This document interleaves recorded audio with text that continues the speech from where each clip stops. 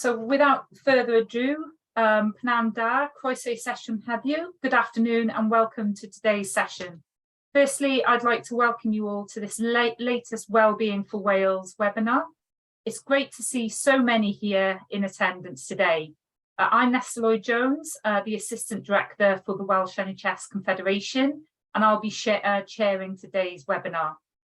For anyone who's not aware, the Welsh NHS Confederation is the membership body for NHS leaders in Wales. Our members include the 7 health boards, the 3 NHS trusts, and the 2 special health authorities, Digital Health and Care Wales and Health Education and Improvement Wales. The session today will be recorded so that many of our members or stakeholders who have been unable to make it today has an opportunity to watch it back. The aim of today's session is to raise awareness of the impact that the arts has on health and well-being, including for patients, staff, and the wider population. For anyone who attended our annual conference last week, where we had an amazing performance from Choirs for Good, could really see the energy that artists and music has on people, especially after a very heavy lunch break. Today, you'll hear from Sally Lewis on the range of programmes the Arts Council for Wales has developed and their key strategic aims. You'll also then hear from Clive Grace about the exciting evaluation that has been published today around the significant difference the arts and health coordinators made to patient outcomes, staff, and the wider population. And then finally, you'll hear from Harriet Lowe, who will provide an insight into the key initiatives that the Bearing Foundation are supporting here in Wales and what we can learn from other countries. Following the presentation, there will be a Q&A with our 3 speakers. Please use the chat function as the session goes on, or after the presentation, then please raise your hand if you want to ask a question or provide your reflections. During the presentations, if you can please switch your microphones off and also your cameras off, and then when we're on to the Q&A, switch your cameras back on. That would be really, really helpful. If you're on Twitter, please tag us at the Welsh Confed, and the hashtag for today is Wellbeing for Wales. So before I invite Sally to speak, I'd like just to say a little bit around the work of the Welsh NHS Confederation and what we've been doing over the last 5 years around the areas of arts and health. The Welsh NHS Confederation is uniquely placed to work at a national level with our members and partners to help them address the current challenges and shape the future health and care system. We communicate with a range of stakeholders, from politicians to the public, to drive for better health and healthcare and support population well-being. One of the key partnerships we've developed recently is with the Arts Council of Wales, and also with arts coordinators and the Wales Arts and Health and Wellbeing Network, WHOON. Arts and health projects have taken place in Wales for more than 3 decades, and there's been significant amount of work happening at an individual health board or trust level, with a number of positive examples of collaboration between health boards and artists. Over recent years, Wales has really led the way in developing arts and health initiatives, which enhance the lives of the most vulnerable people in our society, keeping people healthy and close to their communities for longer. The outbreak of COVID-19 could have undone the progress that we've made in Wales, but the NHS and artists have come together across all communities to make sure we do not lose this momentum. There's been a significant amount of work happening at an individual board and trust level, like I mentioned. And as a result of that work, we then that led to us developing and signing our first memorandum of understanding with the Arts Council of Wales in September 2017. The partnership between ourselves and the Arts Council of Wales was to establish a more integrated approach to arts and health and align with the Wellbeing of Future Generations Act. Both organisations share the same core objective, which is to improve patient outcomes and promote general health and wellbeing within communities. Since the MOU was signed in 2017, so over 5 years ago, we've published over 10 briefings on a variety of themes, ranging from how the arts can help improve mental health, to supporting the communities during the pandemic. These briefings are very much around an opportunity to raise awareness and good practice. We've collaborated with Rahoon and have worked to grow capacity in the sector through supporting training, best practice, peer-to-peer learning, and development of robust peer-reviewed case studies. And if anybody wants to have a look, please visit Rahoon's website. It's also around raising awareness with politicians, both here with the Welsh Parliament, the Senedd, and also at Westminster. The second MOU was signed in 2020, and it's very much more specific than the first one. So there's a specific reference around how the arts and participating in the arts can support the NHS staff and the wider workforce within the health and care system. And also it was around increased awareness of the work of the arts and health coordinators within health boards. And this is one of the reasons why the evaluation was commissioned by ourselves, and also looks at other opportunities to work with NHS trusts and wider public bodies around arts and health. So without further ado, I would now like to invite Sally Lewis, Programme Manager at the Arts and Health Wellbeing at the Arts Council of Wales, to say a few words and provide an overview of the recent work that the Arts Council of Wales have been undertaking around arts and health. Over to you, Sally.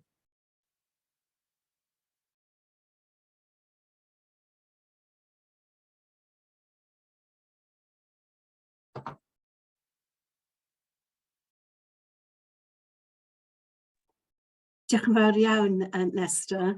Prynawn da bawb. I'm having a little bit trouble seeing stuff, but I'm hoping that you can actually see my slides. You can see your slides, Sally. If you go into presentation mode, then we'll be able to see them individually.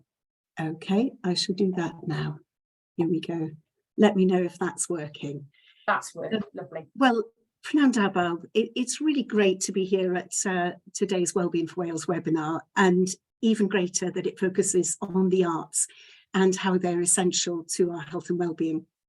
At the Arts Council, we feel incredibly fortunate to have been able to work in such close partnership over the last 5 years with the Welsh NHS Confederation, and to have in them a partner that's well ahead of the curve in terms of fully grasping the health and wellbeing benefits of engaging in the arts.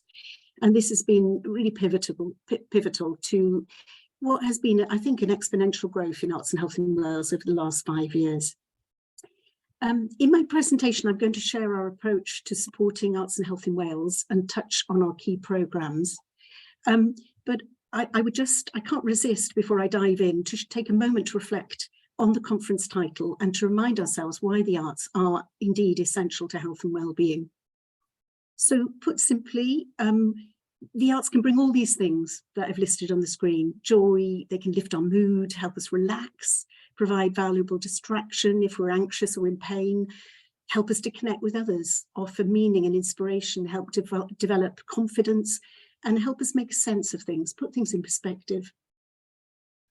And I guess, translated into more clinical terms, we might say that the arts are multimodal interventions, that they engage a range of faculties to support different outcomes on different levels: psychological, physiological, social and behavioural. So helping us to cope better, exercise, better self-care, reducing stress, increasing lung capacity, decreasing falls, reducing loneliness, and helping us to adopt healthy behaviours. I think that's a pretty powerful concoction, you'll probably agree, and one that I suspect if we could bottle it up and sell it at our boots, it would really fly off the shelves. And really, that's the offer that the arts brings to the table and the partnership with health and social care. So our approach to arts and health in Wales has been largely shaped by the findings and recommendations of a mapping report that we undertook some 5 years ago. We set out to explore and to map the landscape of arts and health across Wales. And I'm glad to say we found examples of really inspiring, brilliant and pioneering practice, but it was largely led by a small number of committed and passionate artists and practitioners. We found that coverage across Wales was pretty patchy. There didn't seem to be a coherent infrastructure offering equity of access across the country, and we found that the work had largely, unfortunately, escaped the attention of the NHS, with very few projects having gone to scale. What we did find, though, was that where there was an arts and health coordinator situated in a health board, this was really having an impact on partnership working, on really understanding the needs, the health needs, and being able to respond creatively. So our approach has been prompted and shaped by that report. So we have made a conscious effort to try and connect into the health system. So a central aim has been to draw the attention of our colleagues within health and social care to the growing evidence base for this work, the strong practice there is on our doorstep, and the powerful impact that the work is having, both on patient outcomes and population health more generally. We've focused on trying to change the paradigm from what I think historically could have been said to be a push from the arts side to achieving a pull from health and social care. Partnership working is absolutely the cornerstone of all our work, and our MOU with the Welsh Confed has significantly helped change perceptions, open doors, and raise awareness.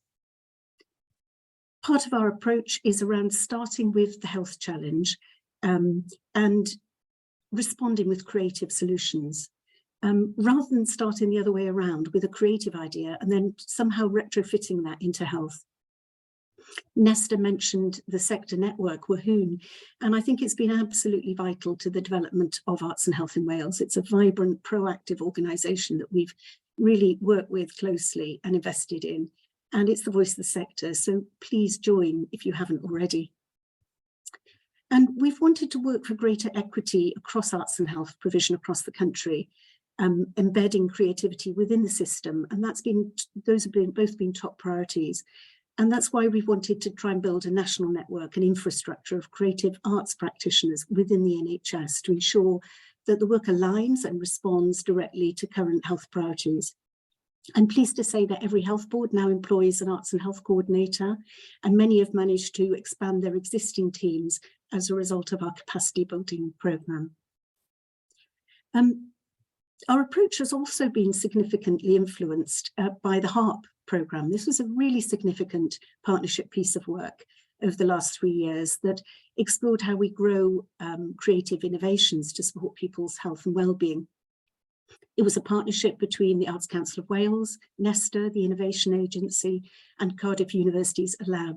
17 projects were invested in, and the learning that emerged through that Cardiff Uni captured was extremely rich.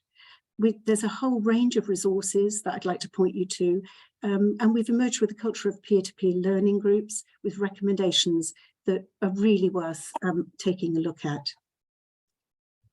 But what was really interesting was the HOP approach that emerged to supporting arts and health innovations. And this has shaped our approach, and indeed we've been adapting our lottery investment to fit with this 4 stages. So starting with groundwork, where we really invest in partnership and getting that right and setting goals, to testing and piloting, moving to an investment where we start to really look at the evidence of impact, and moving up to scale it across Wales and to really look at embedding at a greater scale. I think to date, probably Arts Council investment has been around the groundwork test invest stage, and it's at the scaling stage where we really need the help of our partners within health and social care to come on board. So to talk really briefly about 4 key national programmes we're running, and without stealing Clive's thunder on the capacity building programme, 5 years ago we invited all health boards to apply for what was quite a modest amount of money, £25,000 a year over 3 years, so 75 in all, to engage an arts and health coordinator in the health board. It was really important to us that these posts were built into the system in the NHS rather than the Arts Council, so they could really understand the priorities, the issues, the challenges on the ground within health, and straddle both these worlds to form partnerships and to respond creatively. I think these roles have been completely pivotal to the development of Arts and Health in Wales. I see them as a team of change makers and collaborators within the NHS. And I want to congratulate them and recognise the extraordinary achievements that the coordinators have made, sometimes as a sole advocate within a very big system. And of course, we're really thrilled today that Clive and his team at the UK Research and Consultancy Services are publishing with us the independent evaluation. I think it's really comprehensive, insightful, and we're really pleased that it points to the very positive outcomes and impacts of these posts, whilst also acknowledging that there's some stuff for us to reflect on in how this programme can be strengthened, and there certainly is a challenge around permanently embedding the roles. But more of that later. Interestingly, we've been very, very encouraged by the fact that Velindre have approached us, and we're in advanced conversations about funding a coordinator there to support patients undergoing cancer treatment, and the match funding has been secured. So I think this programme has already inspired growth. Arts and Minds is another national programme of great importance to us, and it's a partnership programme we're working on with the Bearing Foundation, and it's great that Harriet's here today. It's ambitious, collaborative and long-term, and we're seeking to effect a kind of step change in how creative activities can be integrated into mental health services and deployed as a regular resource within the NHS in Wales. The Bearing Foundation and the Arts Council invest £100,000 each a year, and we divide the money up equally between all 7 health boards. And we ask each to respond and let us know the particular priorities around mental health locally for them, and to work with local arts partners. This is an example of what Hywel Dda worked on last year in 21, supporting children, young people working with a specialist CAMHS team, children who were presenting with low mood and anxiety and eating disorders. It was a really fantastic programme of work, and this year they're extending to young people on waiting lists as well. And this is just a slide which shares really the diverse range of activities and programmes that each of the health boards are advancing. So benefiting, for example, in an Arran Bevan, new parents who might be experiencing postnatal depression, to people undergoing treatment at rehab centres across Cwm Taf, to staff across Swansea Bay who've experienced trauma. It's a massive range of work, and we're really, really grateful to Bearing as partners to coming along with us on this journey over initially a 3-year stint, because I think it really takes time for things to embed, and having just not a stop-start programme, but having 3 years to run at this is incredibly important.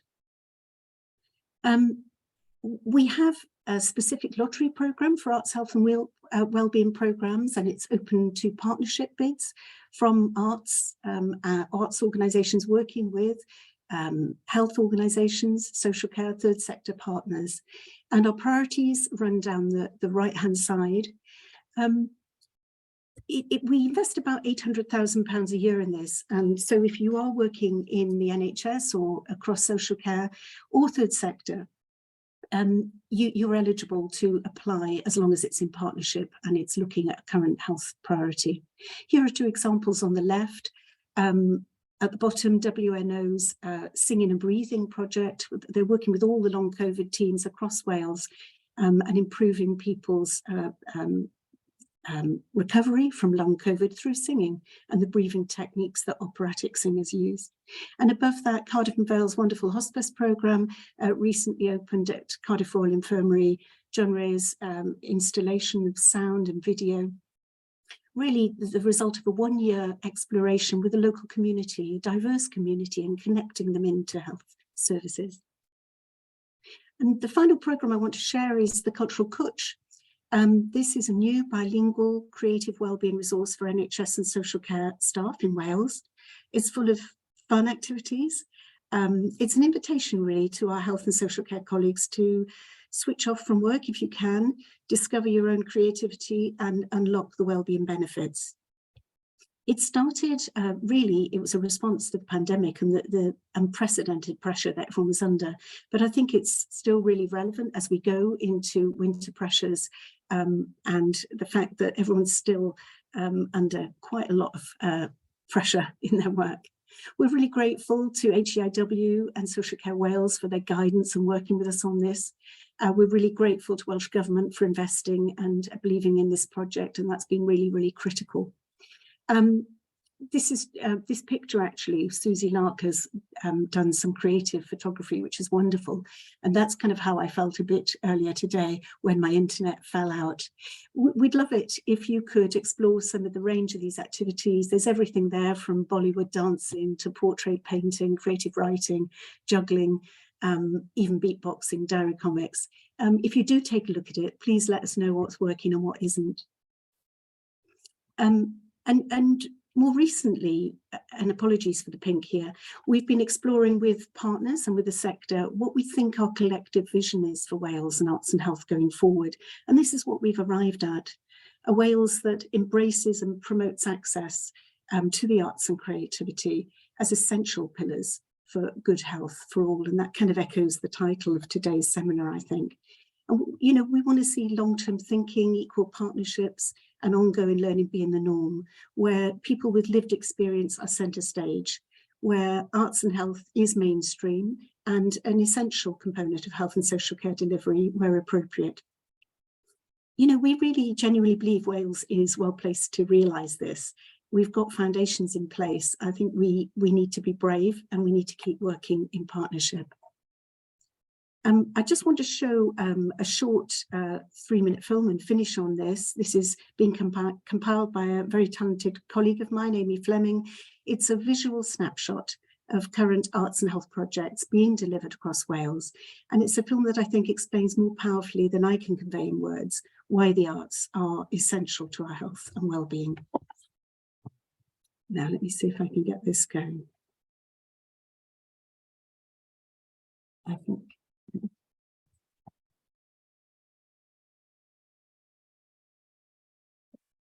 Oops, just give me a moment. Here we go.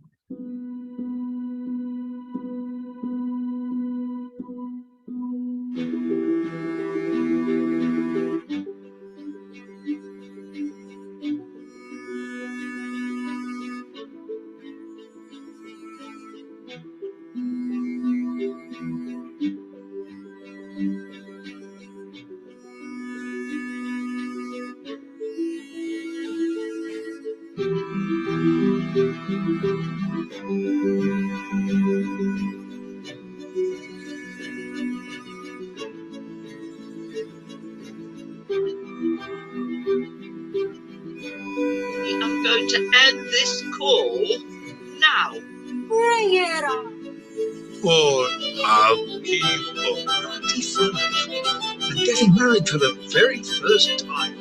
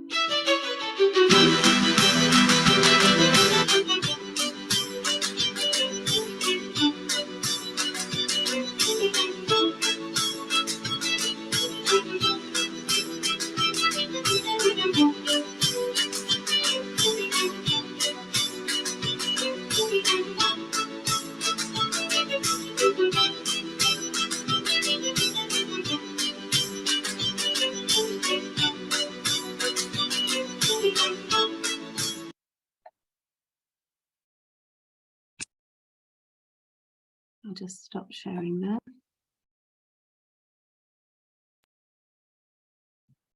Brilliant. Thank you so much, Sally, for that presentation and for the fantastic video. I think it really provided, a great overview really of the partnership work that's taken place across Wales, but also the different programmes that the Arts Council is investing in. Like I said, thank you, Amy, for putting together that really powerful video, which really raises awareness and highlights the range of initiatives that the Arts Council is supporting and arts and culture in the community as well. It definitely made me smile, and hopefully everybody in this virtual world is also smiling after that video.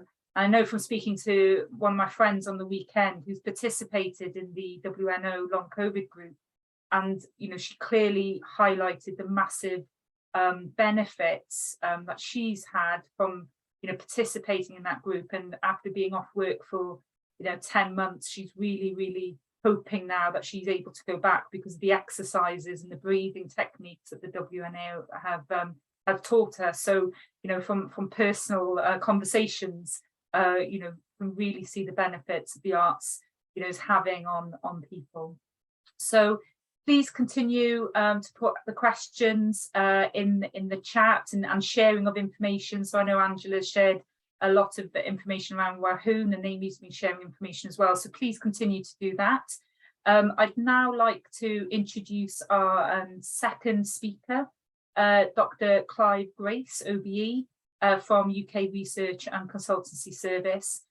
So we commissioned Clive and his team to undertake this piece of research evaluation around 12 months ago.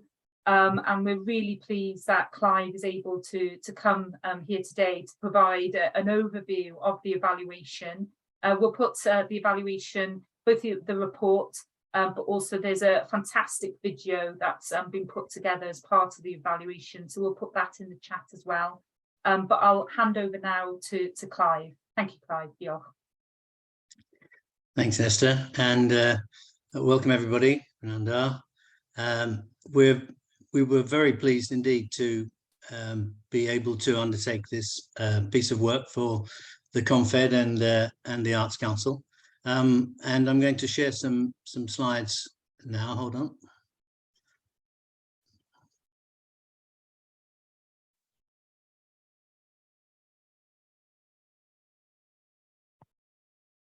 So that should all be visible. There's just a couple of slides here, and I'll just take you through them.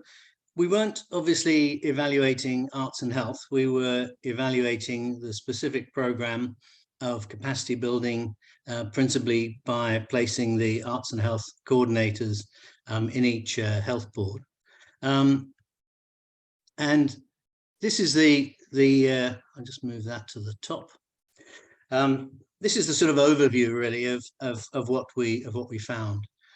First of all, the program, the initiative was successful, and it was a relatively, as you heard from Sally, low-cost intervention in stimulating and supporting the role of the arts in achieving positive health outcomes.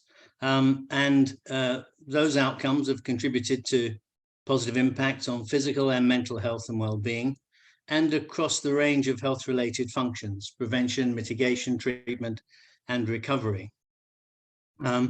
What we did find was that the coordinators had most impact when they closely and consciously aligned their activities with health board strategic objectives.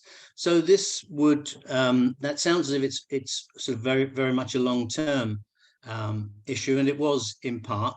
It was about coordinators looking at the health board strategies, thinking hard about where and how the arts could perhaps best make a difference, and then shaping their interventions and their programs to those particular objectives, and doing it very much in partnership with artists, with voluntary organizations in the community, and also attracting funds and resources from elsewhere, from charities within the NHS and outside. But this wasn't just a sort of long-term matter. health boards develop priorities in the short term as well as the long term. One particularly striking example was where one of the health boards was developing a Black History Month, responding to the great campaign around that last year, and responded very quickly with an arts-based Black Lives Matter set of projects. So something that was keeping a close eye on what the health board was most concerned about. One of the underlying hypotheses for the evaluation was that departmental location within a health board might be really quite important. Does it matter which department it's in? Does it matter if it's in a department that focuses on mental health or the patient experience or planning or what? What we found, in fact, is that that's much less an issue than whether the departmental leaders, whichever department it is, value and champion the coordinator's role. This is sort of, if you like, a special case of a much wider theme, that other champions and advocates across health boards play a very significant part in giving support and energy and connection for the arts and health work to the health board mainstream. This is, of course, a very small function in relation to the scale and complexity of health boards. Even those in those health boards where the function has been established for some years and where there's a small team rather than just one individual, it's still a small function relatively, and it needs to be amplified, to be multiplied, to be noticed by senior people, either at board level or as very senior executives. The thing that stood out very much for us was the importance of the quality of the leadership by the coordinators and how critical that is to success. I'm bound to say that the people we met were absolutely inspiring individuals, huge commitment, huge skill, creativity, and an ability to do all kinds of things, to manage relationships within the health board, to achieve partnerships and generate additional resources. So really very significant role. Their nous ability and commitment invariably makes the difference. That's significant both in looking at the initiatives in the health boards as they are now, and also thinking about the possibility of scaling up this activity and mainstreaming it. It's not always possible to continue to get very large numbers of people with these kinds of qualities. So it will be a feature of this program, if it is scaled up, if it is established into a permanent program, that the experience, the inspiration that the current crop provide can somehow be either captured in that new cadre, or perhaps they might be supported and learn from those who are there now, who've broken the ground and made all the running. So any next phase, there's a number of things that will be important. One is the one I've mentioned.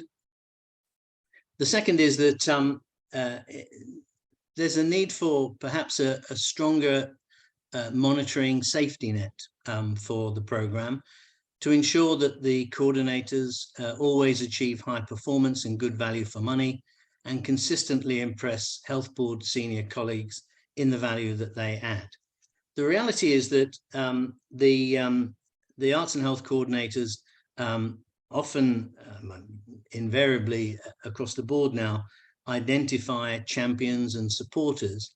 There's no one really in the health boards who is there to judge their performance and monitor them. There are advisory boards that provide a sounding board and generally are support bodies rather than anything else. And it's, of course, possible with any function that performance will be less than perfect and less than what people would like it to be. And in those circumstances, having some monitoring safety net would be very useful to have. Secondly, there's a question on how the arts and health work in Wales can connect more effectively and systematically to some of the relevant areas of national policy, and in particular to social prescribing. It looks like an absolutely natural fit between arts and health and social prescribing, and finding a way to intensify and strengthen that relationship, not just in the community, but also through the health boards, because of course the health boards also have this much broader responsibility for population health. They're not just there to treat ill health.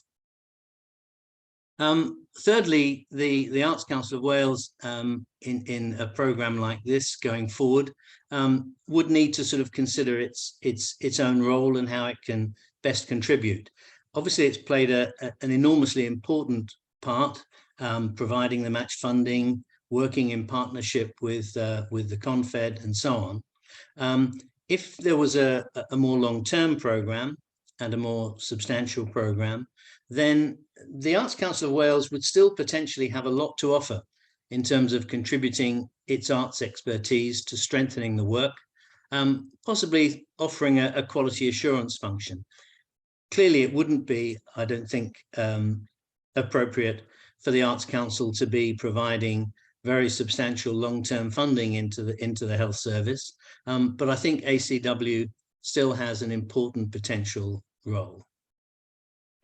And the other area, of course, is that as well as the coordinators looking closely at health board priorities and how they can support them, there's also a question of the health boards consciously thinking about how the value which they increasingly attribute to arts and health work in meeting their own key priorities, how that can be developed into a longer term and mainstream commitment. So lots of positives from the programme overall, and some issues to think about going forward. And I'd just like to leave you really with this model. This was something we developed prior to and in the course of the evaluation, just to try and sort of sum up and communicate what we think is going on here in terms of an overall process. You'll see on the left, there's a number of factors, enabling factors, that all of which I think one way and another I referred to in my brief presentation. Those enablers then, if they're brigaded right, marshaled and delivered right, can produce intermediate outcomes both for participants and for the organizations, for the health boards. For participants, greater sense of well-being, helping to prevent ill health, specific benefits for some conditions, better recovery, and also improve staff well-being, as well as, of course, patient and potential patient well-being. But there are also organizational benefits, the development of arts and health as a contributor to organizational objectives, developing understanding by clinicians and managers of the potential benefits of arts and health, and recognizing the role and value of an arts and health coordinator to provide an infrastructure for arts and health and a means to multiply resources and activities by attracting partners and by attracting additional resources. And if those intermediate outcomes are achieved, then there are some significant long-term goals which can help to be realized. First, perhaps a long-term funded national program. Secondly, a systematic, useful and important contribution to ill health prevention, mitigation, treatment and recovery, and improved staff well-being. A practical contribution to a holistic approach to population health, and a more systematic and compelling evidence of the value of arts and health and the role of the coordinators in achieving that. And underneath all of that, the continued importance of learning, innovation and sharing, and that being something which all arts and health coordinators do already do, but clearly that would be a major feature of any future programme. So thank you to Nesta and Sally for the opportunity to have done this work, and it's a pleasure to be able to present the results to you today. Thanks, Nesta. Brilliant. Thank you very much, Clive, for providing us with an overview of the evaluation. And just to thank you and the team at UK Research and Consultancy Services, especially Sandra and Becky, for undertaking the evaluation. I know a number of people who were part of the evaluation have joined the webinar today or will watch it back. And the feedback that we've had, is very supportive of the findings and what you've highlighted in the report. And I think it's really beneficial for us to have this interim report, and as Sally said earlier, an independent evaluation to clearly highlight the positive contributions that arts and health coordinators have had to both the physical and mental health of patients and the wider populations at various stages of their care. And I think the findings again show the programme has built a capacity and credibility for health and arts work across the health and care system. And I think there's also learning from the evaluation for other organisations such as NHS trusts. And we are aware that Velindre University NHS Trust, for example, are very interested in the role of the arts and health coordinators and how they possibly could embed a similar role within their organisation. So I think there's a lot of positivity to come from the report, but also some questions of NHS leaders, the Arts Council and others to consider and contemplate over the next couple of weeks and months. So as Clive has highlighted, and Sally and others in the chat, one of the key benefits around arts and being creative is around mental health and wellbeing. And really pleased that we've got Harriet Lowe, Research and Communication Officer at Bearing Foundation, who will be discussing the work of the Bearing Foundation, both at a UK level, but also the work that they're undertaking in Wales through the Arts and Minds programme, but also some insight in regards to what they're finding both here in the UK, but also internationally as well. So I think Harriet's just putting her, she's just putting her slides up now. So if we go on from the beginning, Harriet, and then you'll be able to, fantastic. So I'll hand over to Harriet, and like I said, please continue putting questions into the chat and we'll pick them up in a Q&A after Harriet's presentation. So over to you, Harriet. Thanks, Nesta. It's really nice to be here. As some of you might know, I'm standing in today for the director of the Bearing Foundation, David Cutler, who is the fount of all knowledge, both about Bearing Foundation and about participatory arts. So I would do my best to channel some of that knowledge today. I'm going to start by just saying a little bit about the Bearing Foundation for those of you who don't know us. We're an independent grant-giving foundation, and we have 3 very different funding programmes, one of which has, since we were founded in 1969, been an arts programme. And so in the previous decade, 2010 to 2019, our focus was creative ageing and arts with older people. And some of you might know that we funded with the Arts Council Wales a very successful artists and residents in care homes programme called Card Treffi for a number of years. It was one of the highlights of that programme. However, since 2020, the focus changed, and the focus of our arts programme and our arts funding is now creative opportunities for people with mental health problems. And our arts programme, we spend around 1.2 to 1.3 million a year, which makes us quite a small funder in some ways. We fund UK-wide, and we tend to fund for 10 years per programme. And so we're 3 years into our current programme, we've got 7 years to go. That's the expectation anyway. And just a few notes about how we frame our arts and mental health programme and the scope of it. So the principle of access to culture as a human right underpins all of our funding, and that human rights underpins basically all of our 3 programmes, and it's kind of the linking factor in 3 very different programmes.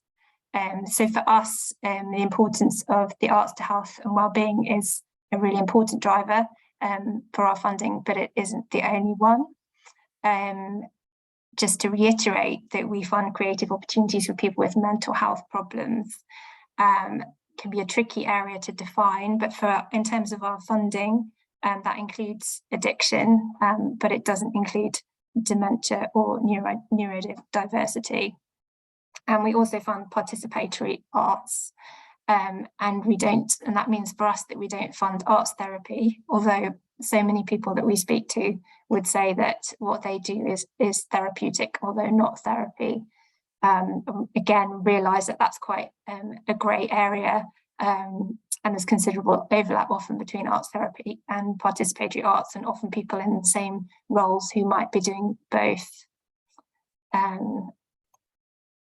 And now just a little bit about what the Baring Foundation has been funding since we started funding this area 3 years ago now. So in 2020, our arts, the start of this programme coincided basically with the start of the COVID pandemic.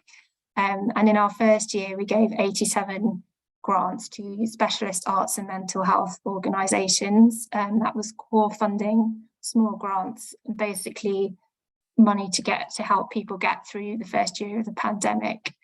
And it was really useful for us getting to know so many organisations. And then at the end of 2020, the Baring Foundation as a whole decided to have a special focus on racial justice, and that has for the last 2 years been informing our arts programme as well.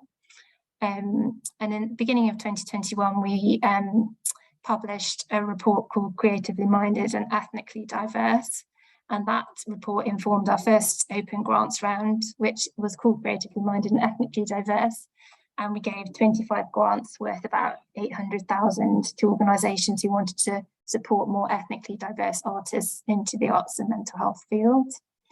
And in 2022, this year, that work has continued.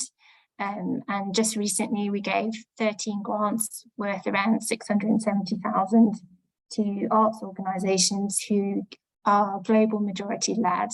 And those grants are to develop work with people with mental health problems. So to be eligible, organisations had to demonstrate that more than 50% of their board and more than 50% of their senior leadership team came from global majority communities, which we understood to mean African, Caribbean, Asian and Latin American heritage. And it also didn't matter for that round whether or not people had existing experience in working with people with mental health problems. They could be new to the field or they could have some experience. So, and then alongside our open round funding, we've tend to make a number of invited or strategic grants.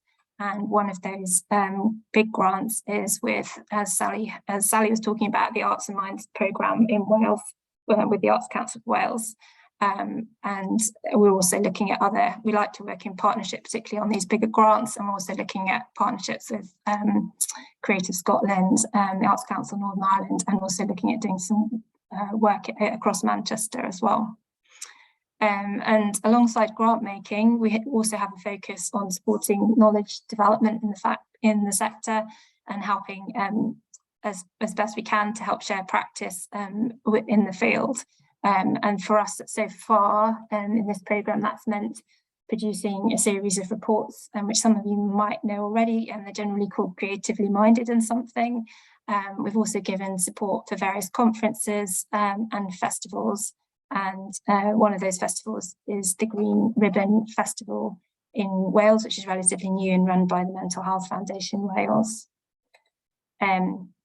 Then we were asked to perhaps give a little flavour of what's happening in arts and mental health in England. And so, yeah, I thought I'd just give a few sort of observations based on the fact that we funded over 100 arts organisations over the last 3 years, and from our research about kind of what the arts and mental health ecology looks like on the ground in England. And I think much of it will be familiar to you in Wales. It's just a little bit bigger. So these are some things that we've noticed. We think the arts and mental health sector is quite developed. There are a large number of small, local and long-standing organisations in the field. We know from our grant making in 2020 that around half of the specialist organisations we funded had a turnover of under £100,000 a year, and a quarter of them had turnovers of under 30,000, so quite small. The specialist arts and mental health organisations are interesting. Their history is interesting, and some of them grew out of the process of deinstitutionalisation of mental health hospitals. For example, sort of occupational health units that became separate charities when hospitals closed. And a great many, as I'm sure lots of you will know, are often the passion projects of people with lived experience of mental health problems themselves, and that's something that we see a lot. And also, as you'd expect, lots of general participatory arts organisations who do work with people with mental health problems, amongst other projects, often dependent on funding. We see across England, and I'm sure Wales, a wide range of art forms being deployed, a lot of visual arts, theatre, creative writing, but perhaps less dance, ? And also work happening in lots of settings, including hospital wards, community venues and cultural venues. And we've recently published, for example, a report on creative and mental health activity in museums.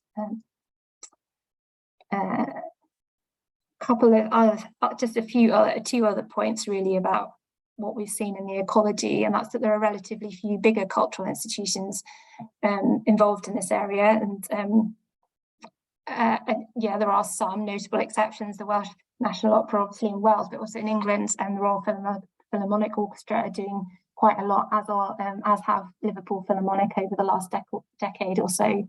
And we recently went to meet Tyne and Weir archives and museums, who are also doing a lot of work with people with mental health problems across different settings, including psychiatric units.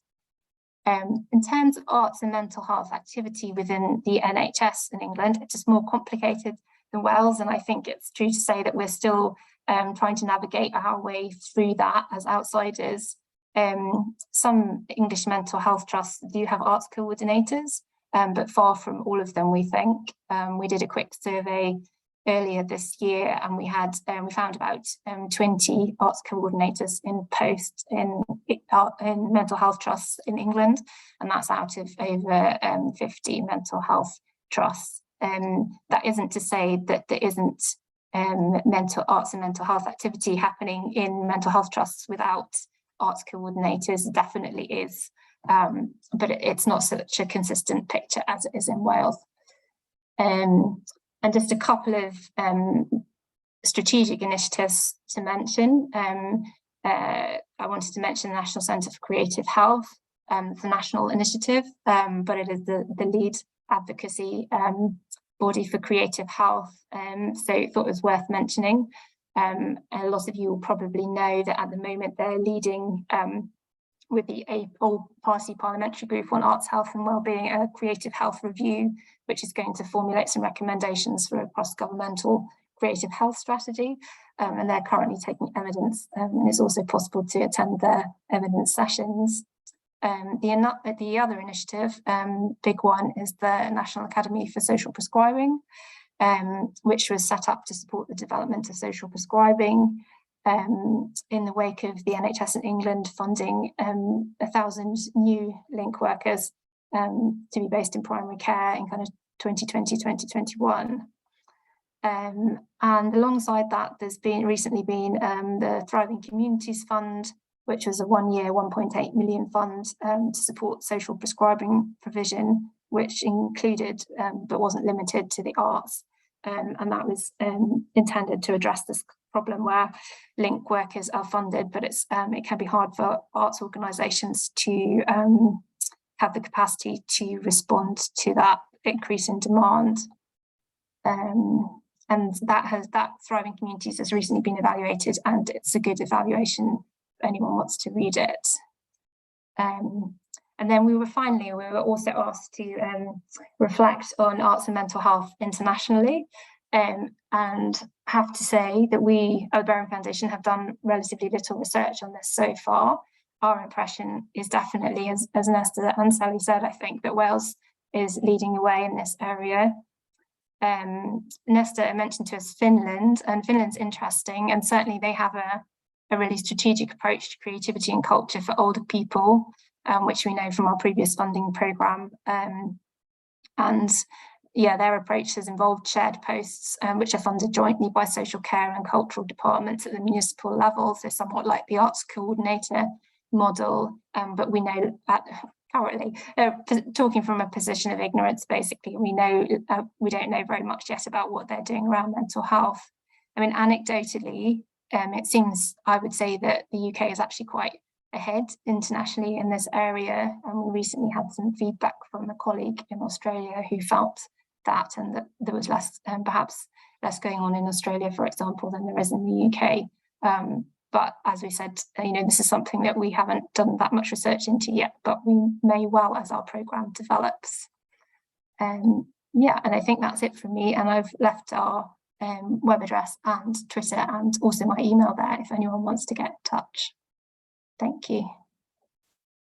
Brilliant. Thank you very much, Harriet. That was really useful, and it's great to hear an overview of the work that the Berring Foundation has been undertaking in the past, and the opportunities in the future as well, and also the grants that you've provided across all of the UK. So I think from speaking to Sally and David previously, exciting times ahead, I think.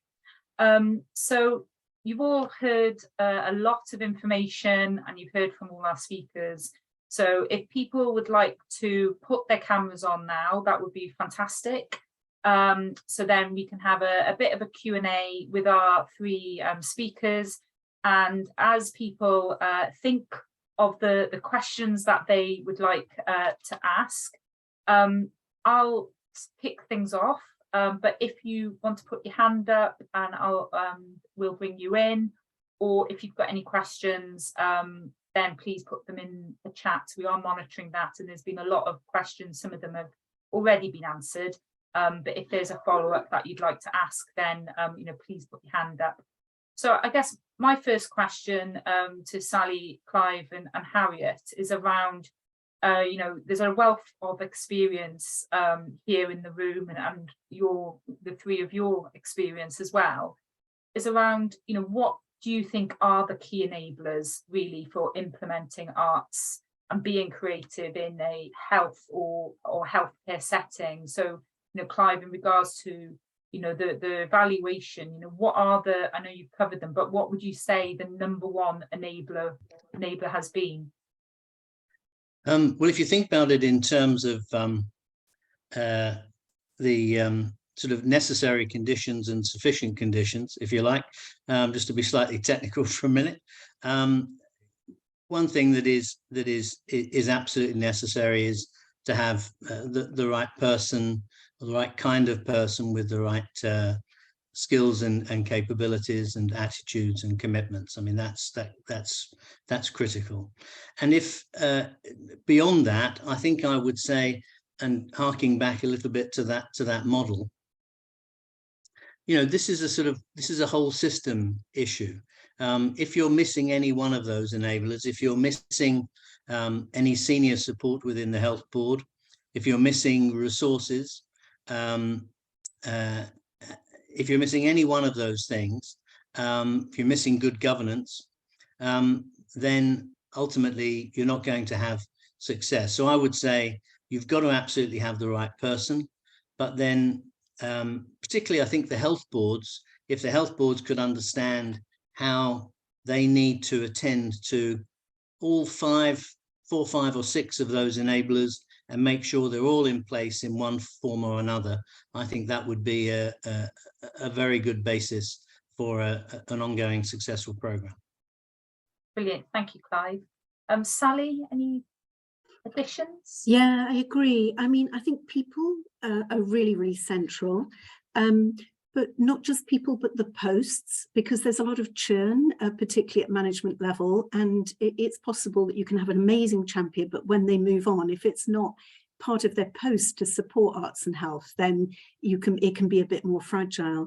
So people are important. And I think the evaluation and talking to the coordinators made me really conscious of how demanding and multifaceted these roles are. And I think perhaps we underestimated that. This has grown very organically. I think it's a massive ask for one solitary person in role to serve as a whole health board. And I think where it's really starting to embed is in health boards where teams are developing, and dare I say it, teams dreaming of services around creative arts and health. So I think that's really, really important. I mean, as Clive said, I think senior kind of buy-in for this right up to the board level is absolutely crucial and really, really influential. I know CUMTAF have made great steps forward in developing a whole army of champions across the health board for arts and health, and I know that's been mimicked elsewhere too. So that's all really important. I think the partnership is always critical, and how we bring the right skills at the right time to the right issue. There's a slight tension, I think, between having local flexibility and wanting that kind of national cohesion that Clive, you challenge us with around, key programs. And I think maybe we are getting to a stage where actually we should be really looking to work collaboratively on some of those big challenges. Yeah, those are my initial thoughts. Brilliant, thank you, Sally. Harriet, any observations from the work that you're undertaking in England and across the UK? I'm just trying to think back to a report that we published, I think it was last year, called Creatively Minded in the NHS, which looked at kind of arts and mental health activity in trusts across the UK. And one of the things that I remember being mentioned was that there are various trusts where the creative activities are also open to staff, and there's that kind of really important kind of advocacy role about showing people how important the arts are, as well as kind of responding to issues of burnout and stress in the NHS workforce as well. But yeah, that was kind of noted as being quite important. Brilliant, thank you very much. So we've got two hands up. The first person, I don't know who their name is, so I've got 2121536. So hopefully you know that you're that person. So if you want to unmute and ask your question.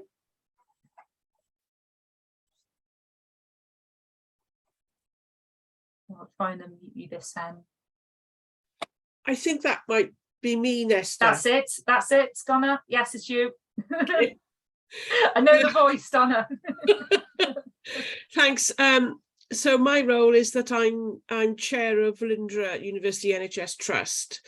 I've read the evaluation report, and I note the theme throughout of linking arts in health with population health. Of course, Velindre doesn't have a statutory responsibility for population health, but it does provide tertiary cancer services for 1.5 million people, for a 1.5 million population across Southeast Wales, and down into Swansea and Hywel Dda for very particular specialised services. So I'm just and we've been working very hard, as Sally, you mentioned Velindre, and you did, Nesta, as well. We've been working hard for some time before we quite knew about this initiative to take forward arts in health. But of course, we are not linking with population health necessarily, but with a population, undergoing a very difficult journey, which is bound to affect their well-being. And I'm just wondering about your thoughts for a trust that's not linking what they do with population health, but just simply on the well-being of its patients, its staff, and the families of patients also. Brilliant, thank you, Donna. So I'll go to Sally first, because I know you've had some conversations in the past with Sally, so I'll come to Sally first. Yeah, Donna, thanks for that question. I think it's absolutely fine. We are looking very much at population health, but we're looking beyond that. And a lot of the work that we support is for specific groups of participants and patients and staff as well. You know, we support work that's quite specific around, say, you know, dance for Parkinson's, singing to support dementia. And there's no reason why, there's a great reason why we should be supporting what you're doing at Velindre. So I don't see those two areas as mutually exclusive. I think they're complementary, and I think there's a place for both. Brilliant, thanks, Sally. Clive, is there anything you'd like to say from the, you know, from your conversations that you've had with arts coordinators and as well as managers and NHS leaders in the health boards? Not really, Nestor. I think Sally said it. It's the fact that health boards, the 7 health boards have that additional very broad duty is a reinforcement. But there is obviously a huge agenda, and Velindre's community is one which, you know, on the face of it, is one that would benefit enormously from arts and health work, both staff, patients, and the families of their patients. Brilliant, thanks, Clive.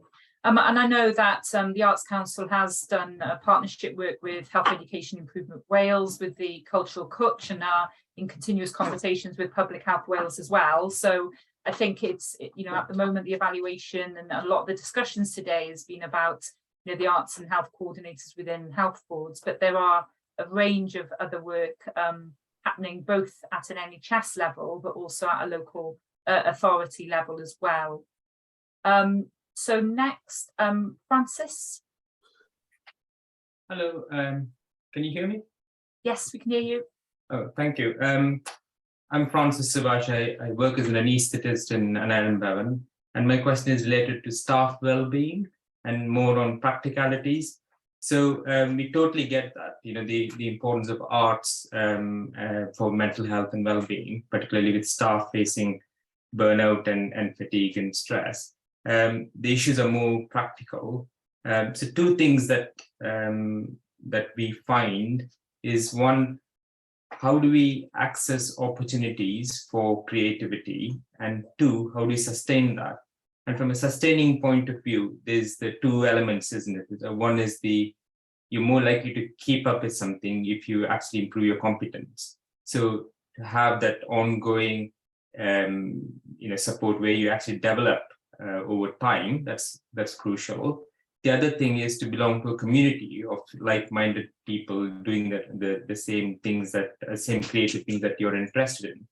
So my question to you is, how as frontline staff are we able to access those or be signposted to those activities and resources? And I know you've spoken about the health board. Each health board has got the arts coordinator, but then that might be just overwhelming for one person. So is there a more effective way of signposting resources? But more importantly, how do you build networks that then makes it, you don't have to actually invest too much money into it. So if you have, let's say, 30 people within the health board or within a local geographical area who are interested in one particular art group, art form, they could all link up more effectively and have regular contact. So that builds a community, and that sustains the habit and embeds that creative culture within their life.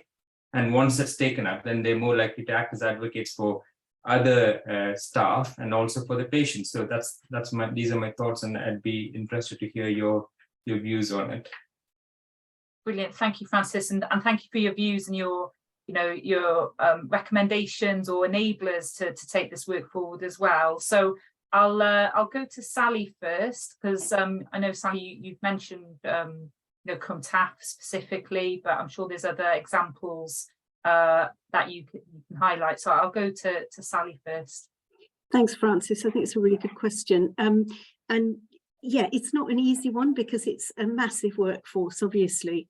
And you know, there are some, we're constantly surprised by how many clinicians and staff within the NHS and social care actually engage with the arts, use the arts to help them de-stress after work, whether they're playing a piano or they're reading or they like photography. So sometimes we're really surprised by what an open door we are pushing on, because people get it already. What's not so easy is exactly how you say, how do you build communities across the staff, people with common interests that can be developed more sustainably. You know, I'd love to think that the Cultural Coach is a really good starting point for people who might be new to the arts, who might want to sample something. There's more than 50 artists have now created content. It's available free, online, on demand, at a time that suits anyone. And we're finding that some health boards and social care group staff groups are using that as a team building activity. So to bring people together, you can choose something, you know, depending on interest. It could be a craft-based activity going into Christmas. It might be a singing activity. It might be something to do with writing. But that's, I think, been experimented with at Hywel Dda very successfully. So the arts and health coordinators have brought staff together to test drive some of the activities, and then because sometimes it's sharing face to face and doing something together where there's real benefit connecting. I do think the arts and health coordinators are really key here, because they are our bridge between the arts and health world locally. So in an Bevan, you know, Sarah Goody, and Elle Davis, who's been there till recently, you know, would have fantastic contacts with local arts providers, and they could signpost groups as well, you know, so that it's more sustainable. And you know, this is where it all links into social prescribing as well. You know, what's available in terms of our community cultural assets? Well, there are fantastic assets. Sometimes it's about knowing where they are and connecting to them. But yeah, there's much to do. We will put in the link, I hope, the link to the Cultural Coach, which is online and available to all NHS and Social Wales staff, and indeed the general public across Wales. But it's really, we've made it for you. Brilliant, thank you, Sally. And I know one of the artists came to our conference last week as part of your stand, and I know lots of the team at the Confed got very creative during the lunch break, and we're very proud of what they'd developed and what they'd created. And you know, I think it was very, you know, a positive experience during the conference. Clive, is there anything that you want to flag as part of the evaluation in regards to, you know, I know within the report there are case studies with further information around what's happening in individual health boards as part of the evaluation, but is there anything that you'd like to flag, or Harriet, in regards to the work that's happening in the mental health work in England? So I'll come to Clive first. I just make 3 points sort of a general character, really. But first of all, the arts and health coordinators are kind of seed crystals around which other activities can grow. That's very important. That's kind of observation 1. Observation 2 is that they need to have critical mass to be able to attract additional resources and partnerships. And the third is that partnerships is key to this. It's, you know, given the pressures on NHS staff, it's perhaps not credible to expect that people will not only find time for arts to wind down or in their leisure time, but also find time to sort of organise between themselves and with others. But of course, the arts and health coordinators are connecting to artists and to arts organisations in the community and externally, and that may provide some of the ongoing capacity and infrastructure into which to which people can attach themselves going forward. So that perhaps is a possibility. Great, thank you, Clive. Harriet, anything that you want to reflect on in regards to workforce? It's just a general observation and also agreement, really, with because you know, I think the kind of connection and community that arts activities build is for many people often as important as the process of the art making, certainly in the arts and mental health field. And it can be quite tricky for people when interventions are quite short. They're a, you know, a 10-week course or something. And I know that arts organisations, I mean, spend a lot of time thinking about how they can continue to support participants and create new opportunities for people to develop and move on after an initial course. And there's a huge amount of kind of knowledge and experimentation, I think, in the sector around that. I don't know if that's probably not very helpful in this instance, but there definitely is, there's a wealth of knowledge, I think, about innovation, but it's a tricky question. Brilliant, thank you, Harriet. And in regards to the workforce, I'll now go to Chris Jones, Chair of Health Education Improvement Wales, ask his question. Hello there. I'm going to be a bit off the wall because I think art can be very personal, especially if you're working in a busy environment. You sort of keep a space of your life for you. I think the cultural kutch is a great idea because it doesn't force itself, but it's there if you want it. And I don't think it's just starting. So I think it's a great start, and I'd encourage us to use it as a connecting rod.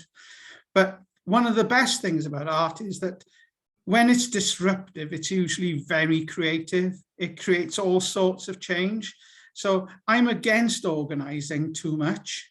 I think it needs to be rude, it needs to be loud, it needs to be proud, and it needs to, whatever format it is, whether it's through word or dance or music or bringing it all together. I just wouldn't want it to, I wouldn't want it to be tamed. I think it would be a great mistake. I love the cartoon one. I think cartoons are a very, very clever way of communicating very complex things. But what's touched me the most during the pandemic was the number of people who turned to poetry and who found solace and found hope. So I think the Arts Council is doing a great job of keeping all these plates up in the air, for God's sake. So don't change it too much and allow the disruptors and allow it to be a bit organic and use kutch like fury. Get creative over it for itself. And, you know, my particular thing is opera. So, you know, in all its forms, I think art is a force of nature. It's a force for good. I just like to thank everybody who's involved, really. Brilliant, thank you, Chris, for your reflections. Happy to go to Clive, Harriet, or Sally. I think one of the questions would be, does the NHS allow their staff to be creative and to be disruptive and have the time to do that? And I know, Sally, we've had conversations around how things are measured within the arts and culture and how things are measured within the NHS. So, Sally, is there anything that you want to reflect back firstly? Yeah, I mean, just to say to Chris, wow, thank you so much. I mean, fantastic, music to our ears to hear that. And yes, it can be very personal. And yes, it's often disruptive. I mean, you know, the job of artists is to question things, to look at things differently, to make things a bit more uncomfortable for us. And I think in some ways, you know, having the arts and health coordinators, and it's just one example within a health board, although we need more of them, we have to allow them the space also to think differently, because what they bring into a big system is a different way of seeing the world, a different way of seeing a challenge, which could be a health challenge, but could look at it through a different lens. And I think it's really important that if we embed creatives within the health service, we don't institutionalize them, we allow them to be what they're best at being, which is, you know, they're not clinicians, they see things differently. And that can be really, really helpful if you're looking at service design and seeing things differently as well. But yeah, absolutely. And we hope we certainly are commissioning a lot of artists who are rude and challenging and out there, Chris, for the kutch, and we hope you enjoy them. And yeah, it is about not censoring that, because it's horses for courses, and we're trying to present a real rich range of creative activities. Some will suit people, some will turn to other things, but yeah, it's a good starting point, and the arts can connect people together. They can also be a fantastic sense of solace, and it might be you want to read in solitude, it might be you find expression through creative writing or poetry. Both are great, I think, and essential. Brilliant, thanks, Sally. Harriet, any reflections from you in regards to the grants and things? Nope. Clive, anything that you'd like to add? No, nothing from me on that, Nesta. Thank you. Lovely. So I guess I don't think there's any other hands up, but we did have a question in the chat, and I know we've had fantastic range of questions, and many of them have been answered by other people in attendance, which is absolutely fantastic. And thank you for everybody for sharing information. It's great that we're able to connect during this webinar, as well as listening to our fantastic speakers. But one of the questions that Sian Fitzgerald highlighted, and I guess this is again possibly for you, Sally, and maybe Clive, around how the arts coordinators are working with local authority partners. And I know you've touched on this, Sally, in the chat, but do you want to expand on this a little bit more around the important relationships between the NHS and local authorities? And I guess then for you, Clive, was there anything that was highlighted or discussed as part of the evaluation? I know the evaluation itself wasn't looking at local authorities and how it was embedded in local authorities, but if there was anything that was raised as part of the evaluation. So I'll go to you first, Sally. Yeah, and that's a really key question that Sian raised in the chat, and I totally agree with her. And we perhaps haven't had the chance today to open this up enough, but local authorities are absolutely critical to the whole jigsaw and the picture going forward. They're an absolutely key partner. I think most arts and health coordinators have really strong connections with the arts development team within their local authorities. I think it's particularly important for social care provision as well. So I think there's a lot going on. I think there can be a lot more going on. Not all local authorities have arts development officers these days. We know in Denbighshire, Sian, that you've got fantastic wealth and strength across the north there. So yeah, just absolutely critical. I mean, what I would like to emphasise is that our Arts, Health and Wellbeing Lottery programme is open to partnerships, and that partnership can be a local authority, an arts team within a local authority, working with a health board, working with a social care partner, working with a charity or a third sector partner. We are thinking very, very broadly around this, and we really want to reach as widely as we can. So yeah, all power to you in local authorities, and we need to bring you in more into the mix, I think. Brilliant, thank you, Sally. Clive, any observations from the evaluation? There were some examples of not systematic, I'm bound to say, but there were examples of connections being made and of mutual interest being pursued. One of the underlying difficulties, I think, is just the sheer levels of pressure on, not only on the NHS, of course, but on local authorities, and it's often, unfortunately, the what are so-called the discretionary services, which inevitably get curtailed first. But the overall sort of structure of joined-up government at local level in Wales, that ought to provide an umbrella under which connectivity between the coordinators and arts activities within local authorities ought to be possible. There's also, of course, as well as social care, which Sally's absolutely right. There's also, of course, the much broader question, or broad question of education and schools. I mean, there's a lot of possibilities, I think, for sweating the asset more, particularly in materials which are generated and ideas which are generated that could be useful and used in more than one setting. And maybe, I mentioned earlier the role of the Arts Council and what their role might be in terms of quality assurance. I think also, ACW perhaps has got a role in terms of helping people to connect across these boundaries, and to create some of the infrastructure in the broad sense, possibly digital, possibly guidance, possibly stimulating ideas, that would encourage people to join hands across boundaries, which can turn out to be quite strong in practice.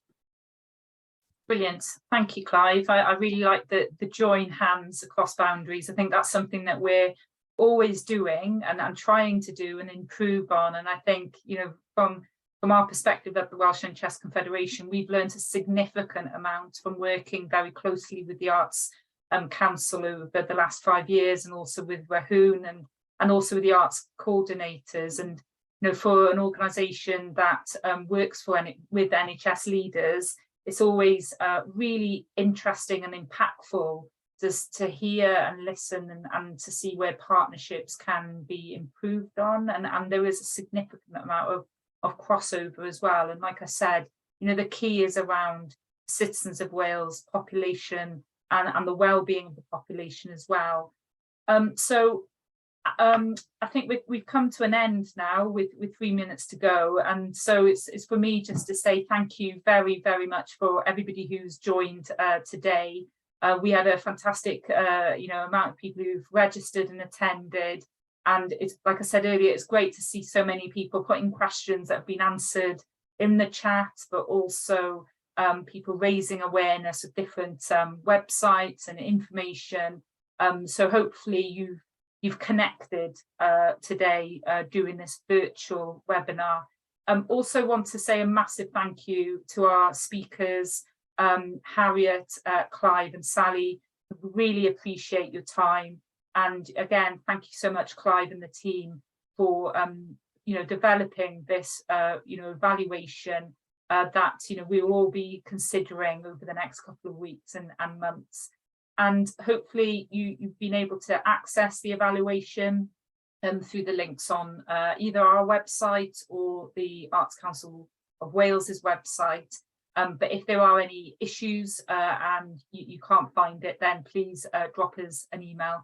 And as Laurie has said earlier, we will be sharing the presentation and also the link for today's webinar. So if people want to share it with colleagues within their organisations or watch it back, then you've got an opportunity to do that.